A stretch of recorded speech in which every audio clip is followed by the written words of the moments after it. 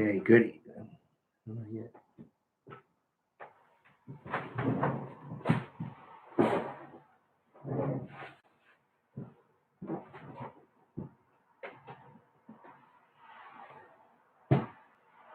good evening, everyone.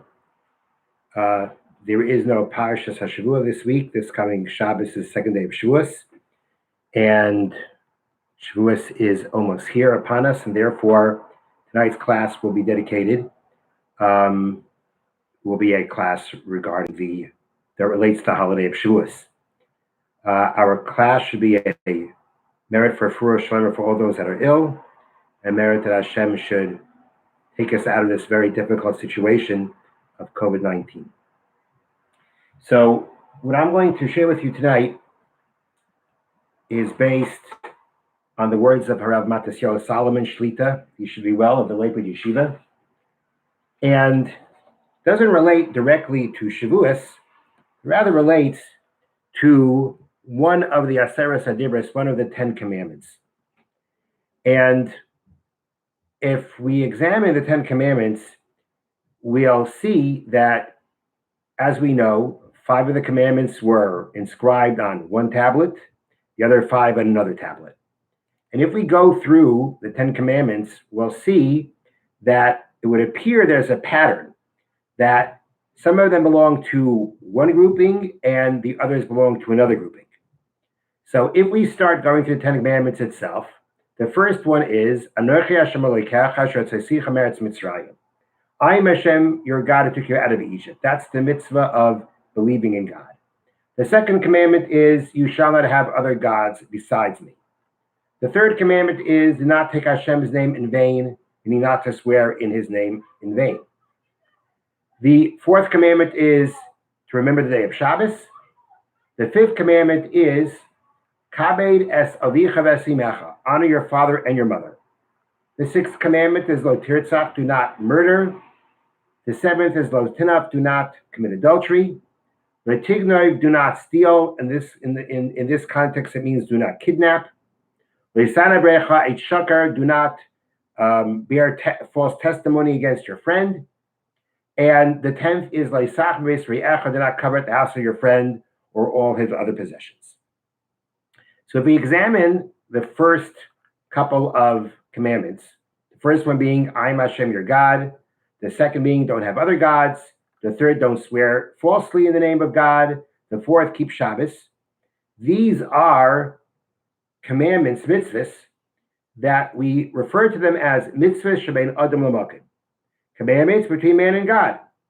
That's who this mitzvah, that's what it relates to, man and God.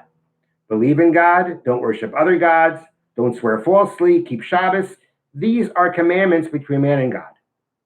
If we skip the next one, if we skip honor your father and mother, and we go to the next 5, which are not to murder, not to commit adultery, not to kidnap, not to testify falsely, not to covet, these fall under the category of mitzvahs ben adam la'chaverei, mitzvahs between man and his friend. That's what these are. Don't murder.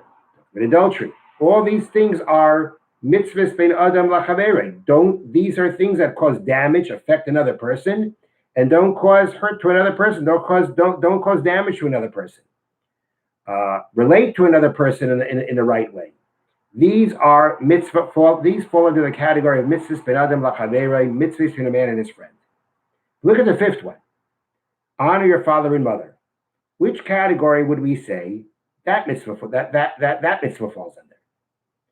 It would seem that it's a commandment of how we deal with our parents, how we deal with these specific people, and that too should be a mitzvah in adam la'chaverei, a mitzvah between a man and his friend. But it's interesting because it's together with the first 4 that are bein adam la'makom, and not with the next 5 that are bein adam la'chaverei. It's with the first 4 that are mitzvahs between man and God, and not with the next 5 that are mitzvahs between man and his fellow Jew. Why is the mitzvah of honor your father and mother, which again is seemingly a mitzvah between man and someone else, why is that together with the mitzvahs that are between man and God and not with the mitzvahs that are between man and his friend? it's pretty clear there's a pattern here, but the pattern gets somewhat messed up with kibbud av v'em, with honoring your father and mother. So why is that? How do we explain why kibbud av was put together with the mitzvahs between man and God and not with the mitzvahs between man and his friend? It's a famous question. So Rav Solomon, when he approaches to answer this, first says that we have to examine this mitzvah, this fifth commandment, the mitzvah of kibbud av v'em, of honoring one's father and mother. You have to examine what is the essence of that mitzvah. So the Sefer HaChinuch, which is a sefer we mentioned many times, a book about the mitzvahs of the Torah, where this book goes through explaining each one of the 613 commandments of the Torah and gives a reason, understanding behind each mitzvah.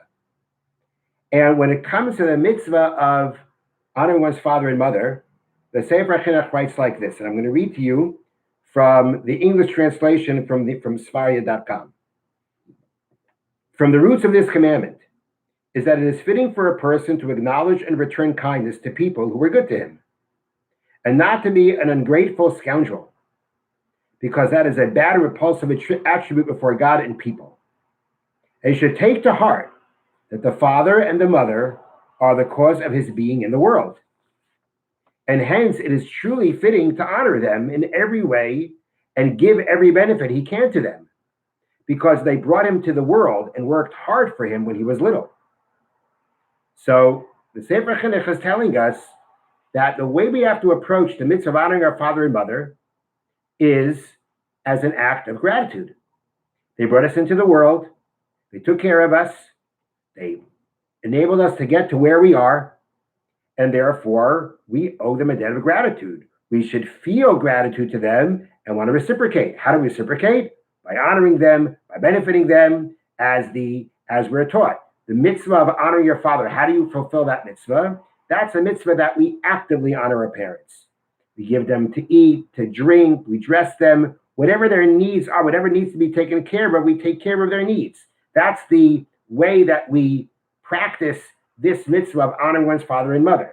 But the essence of the mitzvah, the meaning of the mitzvah, according to the Sefer HaChinuch, is it's an expression of our gratitude for everything that they've done for us. But the Sefer HaChinuch doesn't stop there. He continues and he says, and once he fixes this idea in his soul, he will move up from it to recognize the good of God, blessed be he, who is his cause, and the cause of all his ancestors until the first man, and that he took him out into the world's air and fulfilled his needs every day, made his body strong and able to stand, and gave him a mind that knows and learns.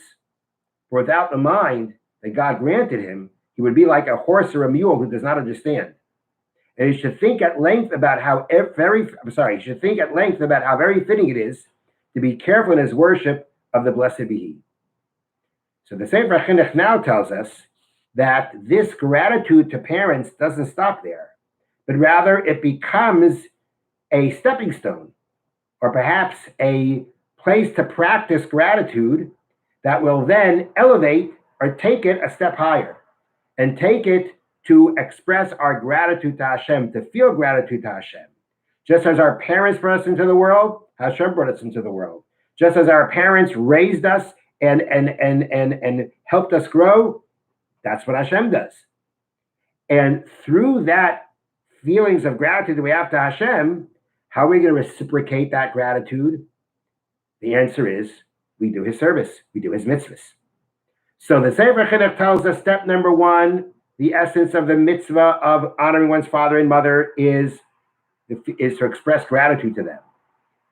But the ultimate goal of this is to bring it to a higher level and to take these same kind of feelings of gratitude and take them to Hashem and apply them to Hashem, because it's the same thing.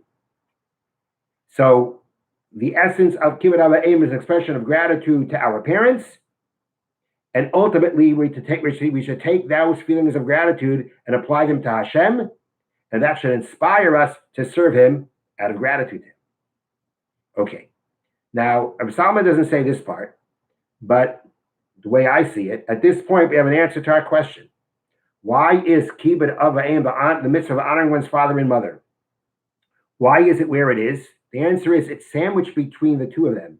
It's sandwiched between the mitzvahs that are between man and God and the mitzvahs between man and his friend, because yes, it is a mitzvah between man and his friend, but ultimately it's meant to enhance our relationship with Hashem. It also has a dimension of being a mitzvah between man and God, because our honoring our parents becomes a stepping stone to honor it, to feeling gratitude to Hashem. So it's with the mitzvahs, it goes together with the mitzvahs between man and God, because ultimately that's the goal of this mitzvah, to enhance our relationship with Hashem. So that's a way that we can answer our first question. But Rav Solomon continues and elaborates further. So now, according to the Sefer HaChinuch, we have an understanding or an approach in understanding fulfilling the mitzvah of honoring one's father and mother. And what's interesting is that actually to see that the essence of honoring one's father and mother is about gratitude is actually has a halachic ramification. And that's the following. The Gemara, the Talmud in Kedushin says the following scenario. Here you have a young man, and his father has lost something, and his Rebbe, the one who has taught him Torah, has lost something. And he can only help one, right? Each one is about to lose something, and he can only help one of them. Who does he help? His father or his teacher or his Rebbe? Gemara says that he helps his Rebbe. Why? Because his father brings him into this world, to the physical world. His Rebbe, his teacher of Torah, brings him to the eternal world. So because what the Rebbe does for us is more than what the parent does, therefore his honor takes precedence before the honor of the parent. So you see that we're measuring the mitzvah of honoring a father and mother based on what the father and mother does. And if the mitzvah of kibbud av v'em essentially wasn't about gratitude, then it's not. If it's not about that, then how do we measure these two mitzvahs based on what we benefit from it? What we benefit from these people? The mitzvah is not related to that. The answer is the mitzvah is very much related to that. That's what the mitzvah is about. The mitzvah is about expressing our gratitude for what they do for us. That's why we honor parents. That's why we honor our teachers of Torah.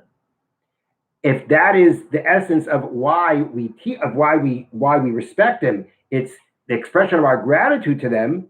Well, the Talmud is telling us that we owe a greater debt of gratitude to the one who teaches us Torah, because that person brings us to Olam Haba, to the world to come. I'm just showing from this Gemara that you see how much the concept of gratitude is so much an inherent part of the mitzvah, because that's how we measure the mitzvah. That's what we measure the mitzvah by. Okay.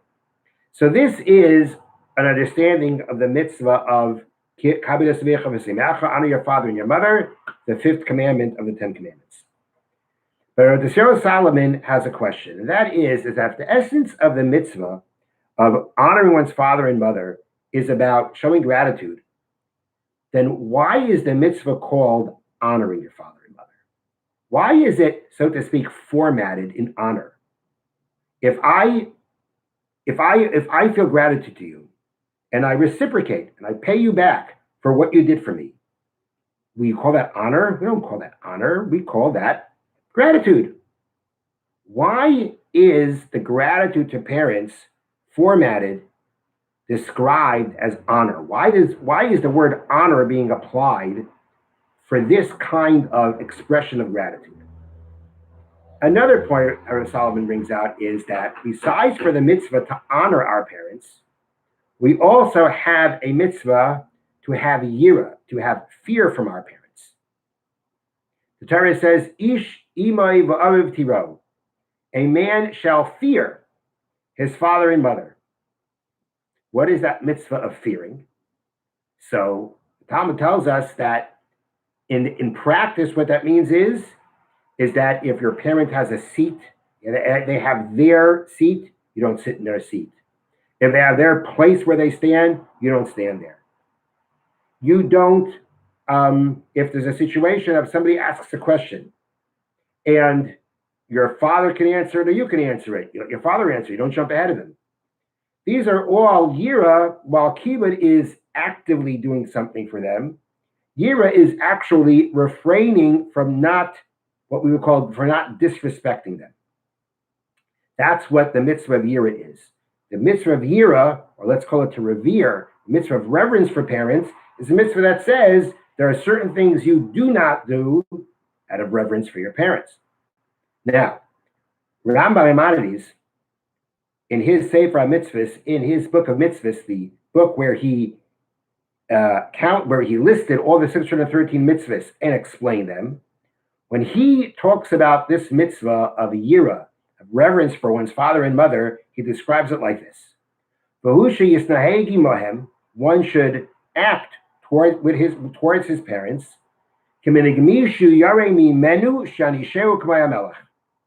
He should act with them as if he is fearful from. He should act with them in a way that he will be fearful from a person that he shouldn't get punished for them like a king. The same in the presence of a king, you're very careful of how you act, lest you act in the wrong way and he punish you. That is how you stand in the presence of your parents, like the presence of someone that could punish you if you do the wrong thing.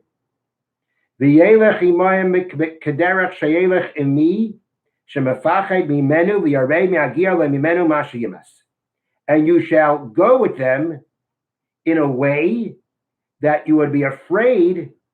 You're going to go with them like you would go with someone. They are afraid to do something that should displease that person. There are certain people you would never want to do something that would make them very displeased what you do.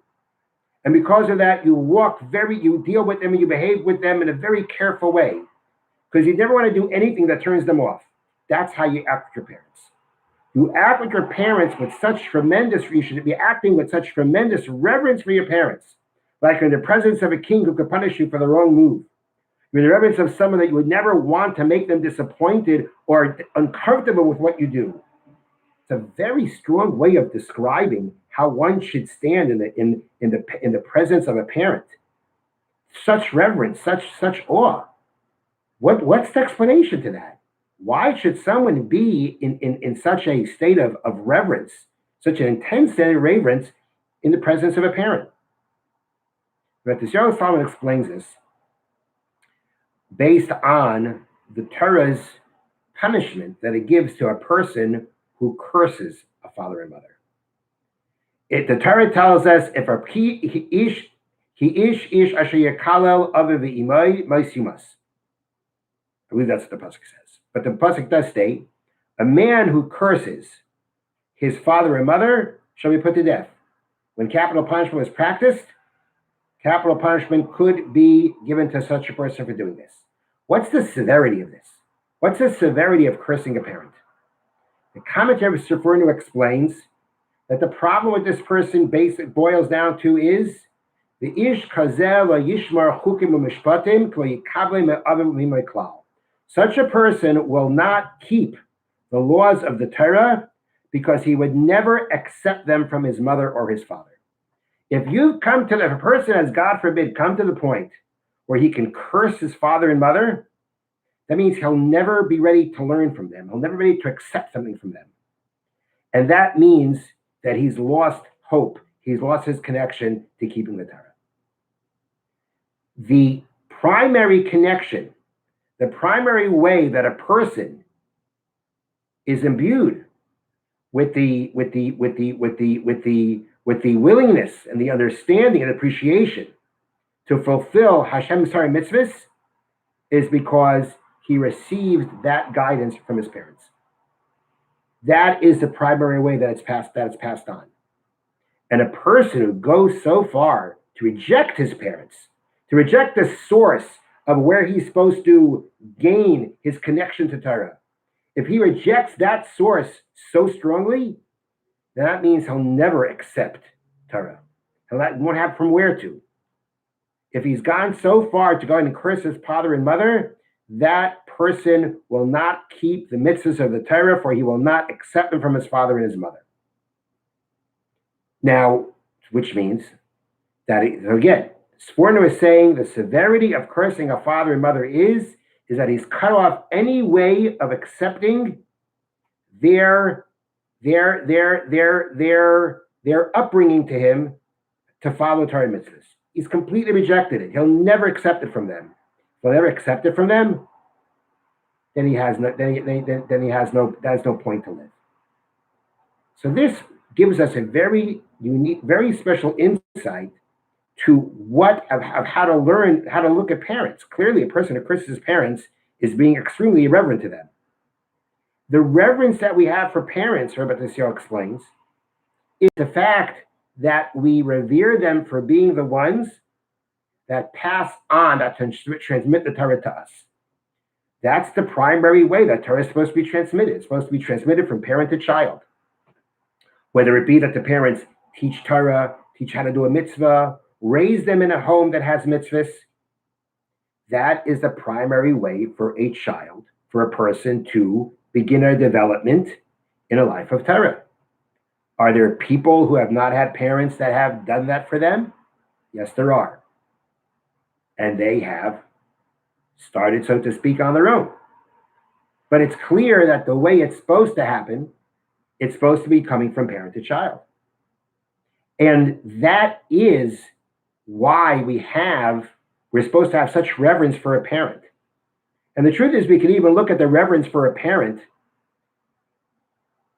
just for the way that they give us the ability to develop as people. Forget about the fact that they just, feed us and take care of us like that. They give us guidance on how to live life, either directly or indirectly, in the way they live their lives.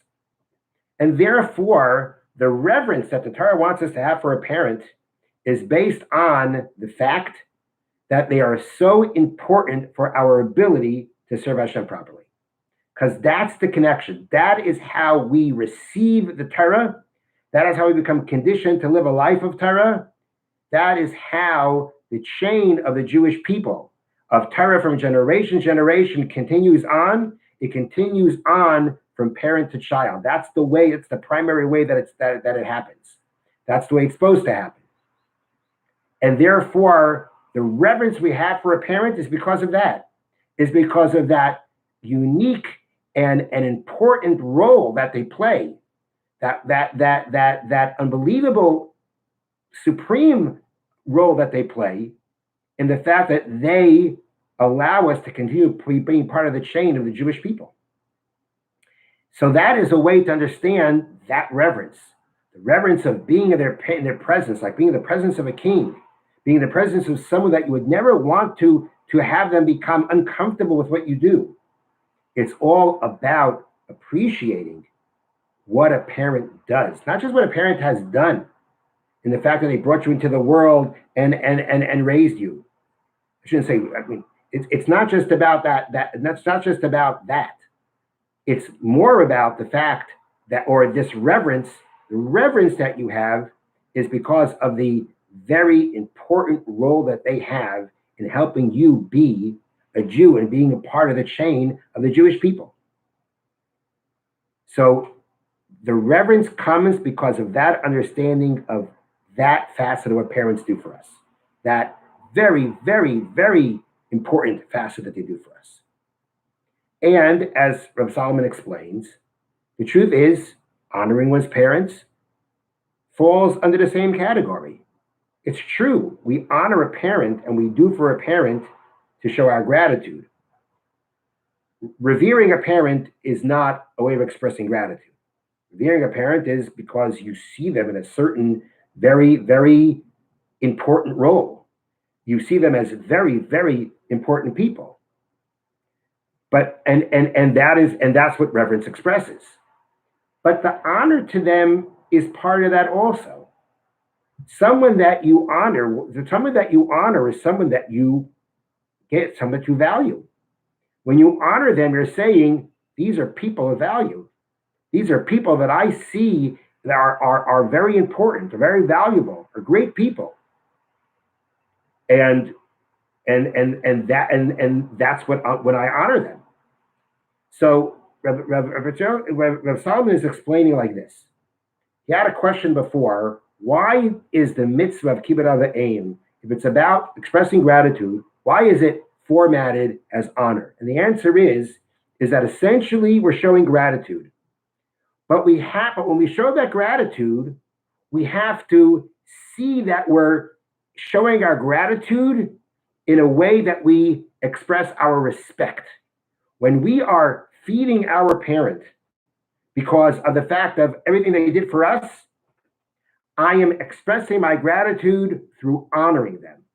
I'm not just expressing my gratitude by helping them, by benefiting them. I'm expressing my gratitude by honoring them. That's how I see what I'm doing.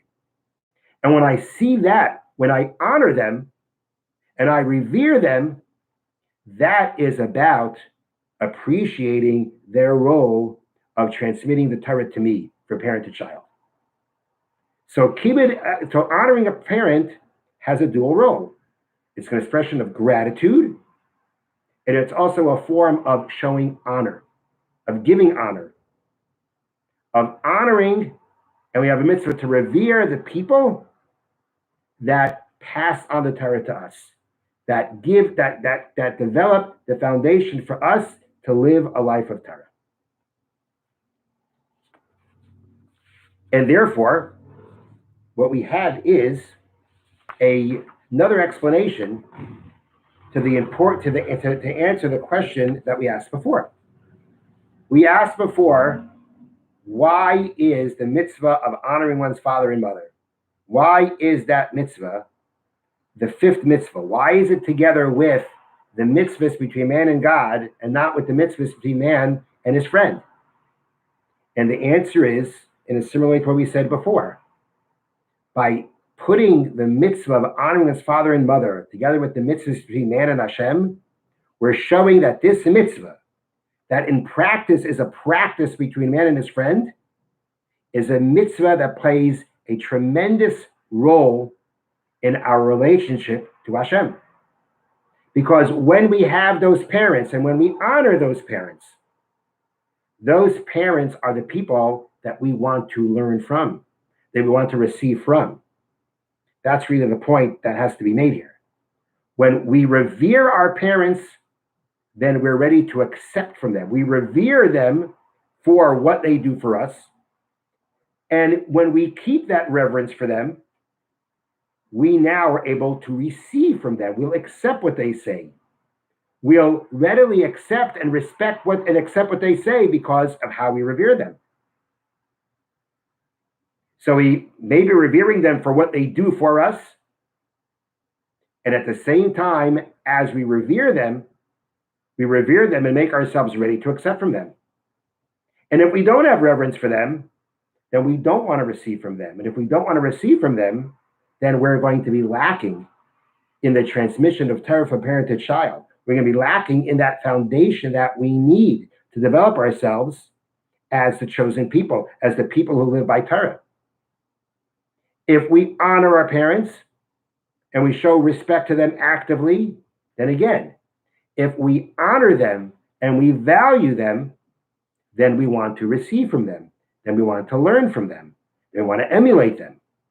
If we don't respect them, then who are these people? Why should I bother following them? Why should I want to emulate them? Why should I want to be part of this past history? That's old stuff. But if I revere them and I respect them, then what's happening is that I now want to emulate them. That's what reverence does for us. That's what honor does for us. And as Rabbi Solomon explains, the honor starts with gratitude. But when I do it, when I express it, and when I express my gratitude as honoring them, then I'm elevating them. If I'm elevating them, I want to learn from them. If I have reverence for them, then I want to learn from them, and I want to emulate them. And that is a very important part of developing a relationship with Hashem. This is the chain. This is the continuation of the chain of the Jewish people, of the chain of the Torah from generation to generation, of being guided, of getting a foundation for the life of Torah. So the mitzvah of honoring one's father and mother is in the same group as the mitzvahs between man and God, because this mitzvah is essential for our relationship with Hashem. It has a dimension of being a mitzvah between man and Hashem, because if I don't have honor for my parents, then I'm not going to be able to have that relationship with Hashem. I'm not going to fulfill the mitzvah. I'm not going to have that relationship with Hashem because I'm lacking the connection. I'm lacking the connection to the previous generation. I'm lacking the connection to Torah that has to be passed from generation to generation. I'm lacking the foundation to be part of that chain if I don't honor my parents. And therefore, it's very important. Therefore, that was a mitzvah to be together with the mitzvahs between man and Hashem, because it has a dimension of that. Because without honoring parents, I won't have that relationship with Hashem. Or I'll be lacking. I can't say I won't have, because we know that people have developed, have had it without their parents passing it on to them. But the way it's supposed to happen, the way it's meant to happen, the way the relationship is meant to happen is through parents.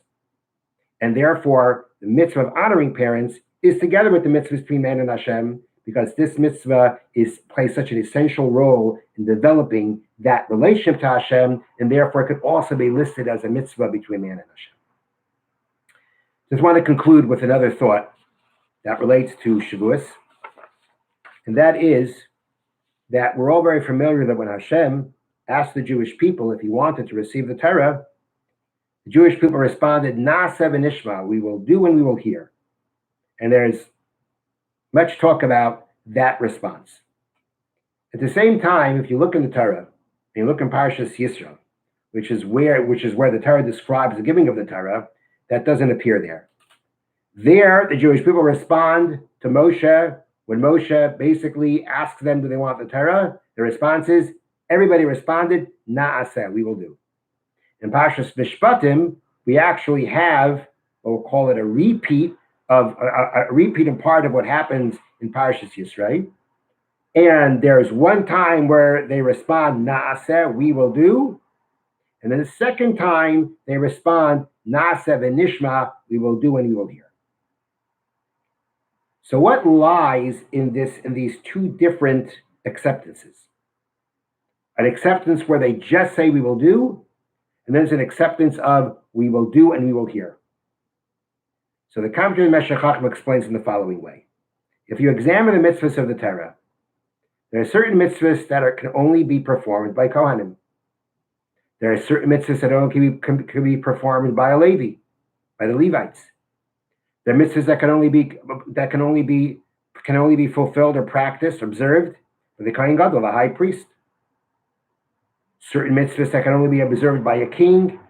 Certain mitzvahs only observed by the Sanhedrin, the high court. Certain mitzvahs can only be fulfilled if you own land or you own a house. If you own a house, you can do the mitzvah of putting up a mezuzah. You don't own a house, you don't have a house, then you don't have a mitzvah mezuzah. So many of the mitzvahs, in order to their observance, really depends on. Actually, it depends. Are only observed by some segments of the Jewish people and not observed by other segments. However, says the Meshech Chochmah, one has to see that when one segment has a mitzvah that's unique to that segment, they're not just doing their own mitzvah, but rather they're doing it as part of Klal Yisrael, as part of the Jewish people. All the different segments of the Jewish people as a whole together fulfill the entire Torah. There is a unit called Klal Yisrael, called the Jewish people. And different parts of that unit have different things to do. When all the parts do what they're supposed to do, then that means that the Jewish people as a whole has fulfilled the Torah. The Jewish people we find are compared to a person. And a person has different parts of the body that perform different functions, but they function, each one has its own function, but they function as part of a body. And when everything does its function, then the body is complete, it's whole. In the Jewish people, we find that there are analogies, there are some called the Einei Ha'ed, the eyes of the assembly, that refers to the leaders. There are certain people that are called the heart of the people, the righteous people. We find different sources that have different types of people compared to different parts of the body because again they do different functions for the Jewish people. There are different people, different functions for the Jewish people. And there are different segments that do their function for the body of the Jewish people through the mitzvah that Hashem gave them solely to observe, to do, to perform. So you've got this concept that although we have certain people doing one certain set of mitzvah can only be done by certain people and not by other people, it doesn't exclude those people from the mitzvah. But rather, when the segment that has the mitzvah does it, it's doing it on behalf of the segment that doesn't do it, because essentially it's supposed to be done by the whole body together. Each part of the body does its part, and then the entire body has together fulfilled the Torah, and now the entire body is whole. And the reward and the benefit doesn't just go to those who perform the mitzvah. It benefits those who didn't do the mitzvah, who don't have the mitzvah, who don't observe, who can't observe the mitzvah either. They can't practically observe it, but it's an observance for them also because they're all part of Klal Yisrael that together are fulfilling the Torah as a unit of the Jewish people. Now, there's another way of looking at when we don't have a mitzvah to perform, that we still perform it. And that is, there is a rule. If you study the laws of something, it's like it's as if you fulfilled it. If you study the laws of a sacrifice, it's like you brought a sacrifice. We don't have sacrifice without the Beis HaMikdash. In our prayers, we mention the sacrifices because by mentioning them, it's to a degree like actually performing them. So when Hashem, let's say, gives a mitzvah to Kohanim, only Kohanim to do. If you're not a Kohen, it's not your mitzvah. It's not your mitzvah to observe, but it's your mitzvah to study. And when you study it, for you, that's your observance of it. So when we look at mitzvahs that are only observed by certain segments, we look at it as one segment observes it and the other segment preserves it through studying it. We also look at it as when one segment does its mitzvah, it's doing it as part of the Jewish people as a whole, fulfilling the Torah in its entirety. This is how the Meshech Chochmah explains the two expressions of the Jewish people's acceptance. When the Jewish people said Nasa, well, let's go to the second one. When they said Nasa v'nishma, what they're saying was Nasa, will do what we were given to do and to perform. V'nishma is an expression of learning. And the ones that we don't actually perform, nishma, we'll hear them, we'll study them, we'll learn them, because learning them is like fulfilling them. That was that acceptance of the Jewish people. Nasa v'nishma, we'll do what we're given to do, and what we're not given to actually perform, we'll nishma, we'll hear, we'll study. When the Jewish people said, Nasa, we will do, that's when they said that as a nation, as one body of the Jewish people, as one Klal Yisrael, together we will fulfill the entire Torah. Parts of us will do this, parts of us will do that. Certain things only certain parts can do, but Nasa will all do it. We'll all come together, we'll do our part, and as a whole, we will fulfill, as one nation, as one body, we will together fulfill the entire Torah, and we will all be whole in that sense. Now, what I would add here is that, if we look at the fulfillment of Torah in that way, that we're doing it all as a klal, we're doing it all as one nation, each part does its part, and then as one unit, as one whole, we fulfill it all together. So as we said before, that means that when a Kohen, let's say, does his mitzvah, he's not doing it in a vacuum. He's not just doing it for himself. He's doing it for everyone. And it benefits everyone because he's doing his part of what of what he's doing his part of the klal. He's doing his part of the unit of the Jewish people, fulfilling all the Torah together. And that makes me whole. Practically speaking, what that means is that if I become whole through your performance of a mitzvah, because each one of us is part of that klal, part of that body. And each one of us has mitzvahs that we have to do. Each one of us has our part that we have to do as part of the Jewish people as a whole, fulfilling the entire Torah together. If I benefit from you, then I certainly should help you do your mitzvah. I certainly should help make sure that you can do your mitzvah. It's incumbent upon me to make sure that if you need help in your mitzvah, that I should help you do that. Because it's not just you or me. What you're doing makes a difference to me. Because if the hand functions, then the rest of the body benefits. If the hand's not functioning, then the whole body feels the effect. The whole body can suffer from that. So therefore, understanding that the entire Torah has to be done by all of us together as a unit, so that as a unit of the Jewish people, the unit of the Jewish people will now fulfill the Torah together. That means that it's incumbent upon us to make sure that we're responsible for each other, to make sure that we all fulfill our part of the Torah. Have a good night. And again, tomorrow night instead of Thursday night, because Thursday night is Shavuos, tomorrow night we'll be having the Shavuos Drasha. That'll be tomorrow evening. Have a wonderful night. Bye-bye.